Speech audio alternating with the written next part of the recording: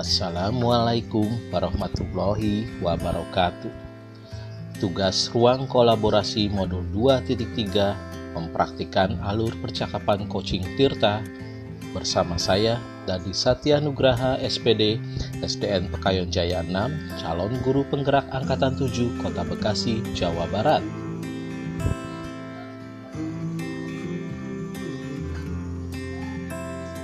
Pengalaman saya mengikuti pelatihan guru penggerak angkatan 7 pada modul 2.3 belajar tentang coaching. Selama ini saya tidak mengerti apa perbedaan coaching, mentoring, dan konseling. Dan dengan pelatihan ini saya dapat membedakannya antara ketiganya. Prinsip coaching adalah adanya kolaborasi antara coach dan coachee yang berorientasi pada hasil dan sistematis. Coach memfasilitasi peningkatan performa kerja, pengalaman hidup, pembelajaran diri, dan pertumbuhan pribadi coachee. Coaching lebih kepada membantu seseorang untuk belajar daripada mengajarinya. Nah, salah satu model coaching yang harus dipraktekkan oleh calon guru penggerak adalah model Tirta.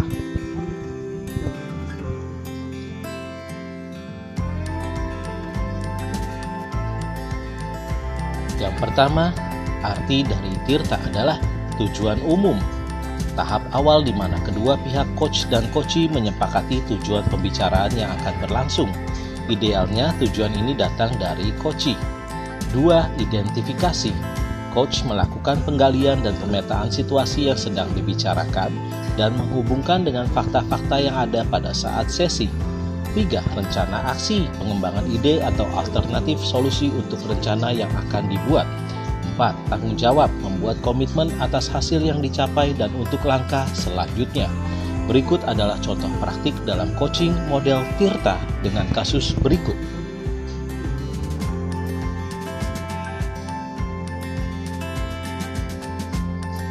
Percakapan dimulai dari Ibu Ervi, coachee, yang gelisah karena sebentar lagi beliau akan melahirkan. Hal ini membuat kekhawatiran jika dia tidak akan bisa menyeimbangkan antara pekerjaan mengajar dan tugas-tugas dalam pelatihan calon guru penggeraknya. Ibu Ervi meminta bantuan kepada Bapak Dandi, yaitu coach, untuk mencari solusi terbaik akan permasalahannya. Dengan mempraktikkan teknik coaching alur Tirta yang diterapkan Bapak Dandi, berikut adalah video percakapan mereka. Assalamualaikum Pak Dandi, maaf mengganggu nih, apa Pak Dandi punya waktu senggang? Waalaikumsalam Bu Ervi, ada apa ya? Silakan, saya punya waktu. Oh iya, ini Pak, biasa saya mau curhat nih Pak, lagi galau, lagi bingung. Barangkali Bapak bisa memberikan solusi nih atas kebingungan saya nih saat ini. Kenapa Bu Ervi harus galau? Kenapa bingung? Coba kalau bisa diceritakan ke saya yang menjadi kegalauan Ibu. Silakan. Jadi kan gini nih Pak, kita sebagai sesama CGP Angkatan 7 nih ya Pak ya. Kan sekarang kita udah masuk modul 2.3 nih, ada sekitar 2 bulan lagi ya kita pendidikan. Tapi nih saya kondisinya kan sekarang sedang hamil 8 bulan nih Pak, udah 8 bulan lewat, sebentar lagi mau lahiran. Wah, alhamdulillah ya sudah 8 bulan ya. Iya. Terus? Nah, saya bingung sebenarnya nih Pak, dengan proses pendidikan ini kan harus tetap saya laksanakan, sedangkan kondisinya nanti saya cuti juga dari sekolah karena kan kondisinya saya melahirkan gitu Pak. Jadi saya agak bingung ini gimana ya caranya saya bisa tetap melanjutkan pendidikan ini karena kan tanggung ya Pak, sedikit lagi gitu. Saya ingin bisa menyelesaikan ini tapi kondisinya saya di rumah nih Pak gitu. Jadi maksudnya adalah dikhawatirkan ya ada ketidakseimbangan antara tugas CGP dan mengajar, begitu Bu Ervi? Iya Pak, jadi saya itu takutnya saya nggak bisa menyelesaikan tugas-tugas CGP ini karena kan ada kegiatan aksi nyatanya juga ya yang harus diterapkan di sekolah seperti itu. Nah saya itu bingungnya bagaimana nanti saya bisa tetap mengerjakan tugas-tugasnya walaupun kondisi saya sedang di rumah gitu Pak. Nah kira-kira gimana ya Pak ya? Untuk di sekolah bagaimana? Apakah sudah bisa dihandle atau bagaimana Bu Ervi? Nah kalau untuk di sekolah alhamdulillah sebenarnya saya sudah punya guru pengganti Pak yang bisa menggantikan saya untuk mengajar. Nah, cuman ini untuk tugas CGP ini gimana ya Pak? Saya kan bingung nih, belum tahu kegiatannya apa saja nih. Apakah ada sangkut pautnya dengan sekolah atau bisa saya selesaikan di daring di rumah gitu Pak. Nah, Ya, kira-kira gimana gitu saya tuh bingungnya tuh gimana saya bisa menyelesaikan tugasnya gitu Pak. oke. Yang kita tahu kan memang Bu Ervi kan belum belum menjalani untuk modul berikutnya ya. Nah, Iya Pak. kira-kira eh, hambatannya atau gangguan yang dapat menghalangi itu apanya, Bu? Gimananya, Bu? Nah, hambatannya itu saya takutnya misalkan Pak gini, tiba-tiba demonstrasi kontekstualnya harus diterapkan di sekolah seperti kalau modul yang sekarang kan pembelajaran berdiferensiasi nih, ada kaitannya sama siswa. Nah, takutnya nanti yang modul 3 juga misalkan ada kaitannya dengan rekan sejawat atau seperti itu gitu, Pak. Jadi kira-kira gimana ya saya bisa mendapatkan gambarannya gitu. Menurut Bu Ervi, untuk cara yang bagaimana untuk mengantisipasi gangguan tersebut, Bu? Maksudnya, apakah Ibu punya solusi dari gambaran untuk solusinya dari Solusinya ya Pak, jadi saat saya bingung itu saya harus gimana gitu ya Pak ya? ya, Biar saya tahu mungkin oh iya mungkin ini ya Pak, saya kan kalau misalkan lihat tugas nih, bisa suka lihat di YouTube, modul ini tuh tugasnya apa, mungkin saya bisa berselancar lebih dulu ya dari teman-teman yang lain gitu, untuk betul. modul 3 ini. Kira-kira apa ya, jadi saya ada gambaran gitu ya Pak. Oke. Nah, jika ada aksi nyata, menurut Ibu misalnya aksi nyata yang harus dilakukan di sekolah, itu apakah Bu Ervi punya gambaran solusinya ketika Bu Ervi masih di rumah nih? Iya, soalnya kan kalau ke sekolah juga sepertinya tidak memungkinkan karena baru pemulihan ya Pak ya. Iya, betul, Eee, betul. Mungkin kalau misalkan saya kan sudah ada guru pengganti nih, Mm, yang kebayang sama saya mungkin saya bisa minta tolong guru pengganti ya mm, Pak ya. ya, Sekalian saya mungkin konsultasikan juga dengan fasilitator dan pengajar praktik apakah boleh diwakilkan untuk prakteknya gitu, tapi idenya mungkin tetap dari saya seperti itu tetap mungkin ya ya Pak. pembelajaran Iya semuanya dari Bu Ervi ya, cuman iya untuk praktikumnya di sekolah oleh guru penggantinya ya.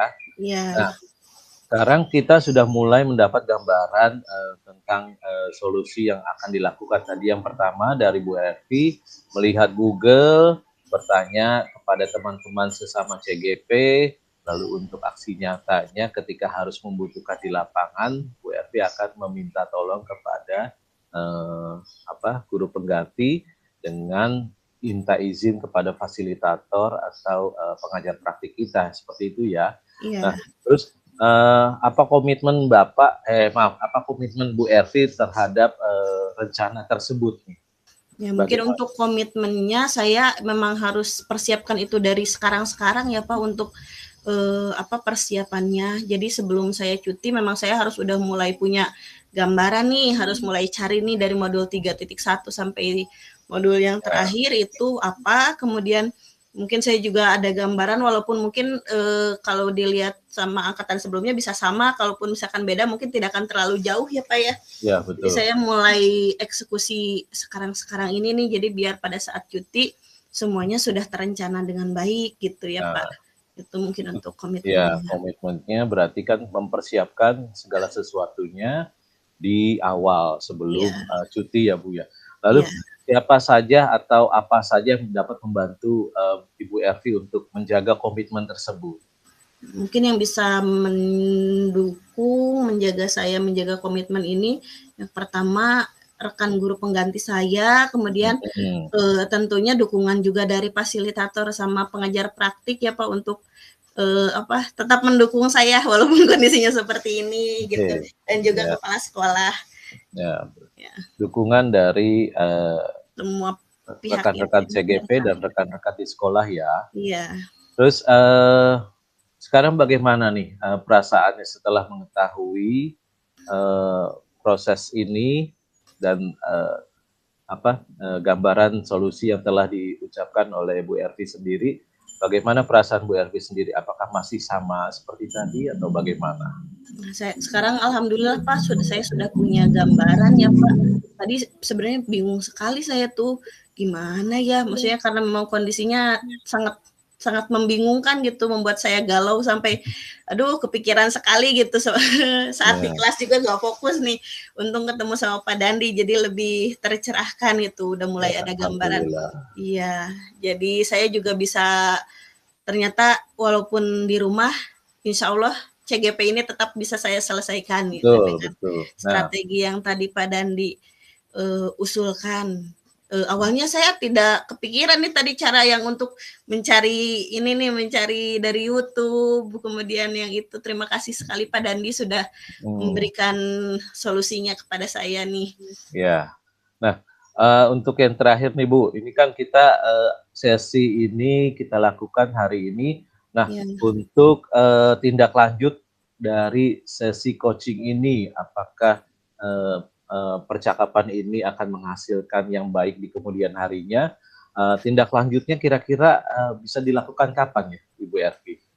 Nah, saya kan rencana cuti itu mungkin sekitar 1 bulan lagi ya Pak ya.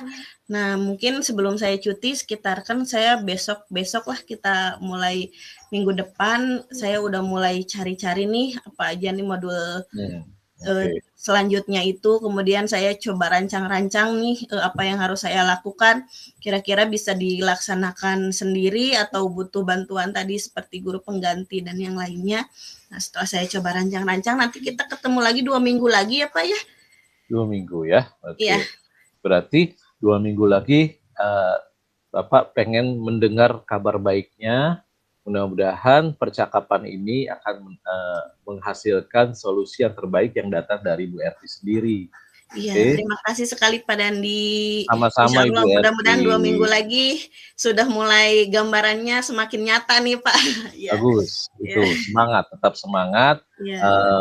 Kalau tidak ada lagi, berarti mudah-mudahan apa yang kita bicarakan sekarang bisa dijalankan ya Bu Erti ya. Amin. Ya, terima kasih Pak Dandi. Mudah-mudahan kita bisa lulus bersama nih walaupun saya kondisinya seperti ini. Tetap semangat, pasti Iya, bisa.